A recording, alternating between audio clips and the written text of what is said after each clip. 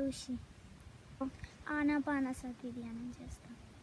ఆనా అంటే లోపలికి వచ్చే శ్వాస, అపాన అంటే బయటకు వెళ్ళే శ్వాస, సతి అంటే గమనించడం. ఒక 2-3 ఇయర్స్ నుంచి చేస్తాం. ఈ ధ్యానం చేయడం వల్ల యూజెస్ ఉంటాయి. ఇంకా మన మైండ్ పీస్ఫుల్గా ఉంటుంది. కోపం తగ్గింది, భయం తగ్గింది. ఎగ్జామ్స్ ముందు కూడా ఇట్లా టెన్షన్ కదా ఉంటాయి కదా, ఎగ్జామ్స్ ముందు నేను ఏం ఆన్సర్లు రాస్తానో అట్లా తగ్గుతుంది. ఎగ్జామ్స్ రాసే ముందు 1 minute or 2 minutes ధ్యానం చేసుకుంటే మన మెమొరీ బాగా పెరుగుతుంది.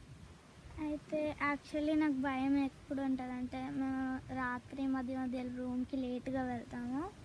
వెళ్ళినప్పుడు నేను వెనకాల ఏమొస్తుందో ఏమో వస్తుంది, ఏదో పాము వస్తున్నట్టు భయం అనిపిస్తుంది. అనిపించినప్పుడు శ్వాసను గమనించుకుంటూ పోమని చెప్తాను.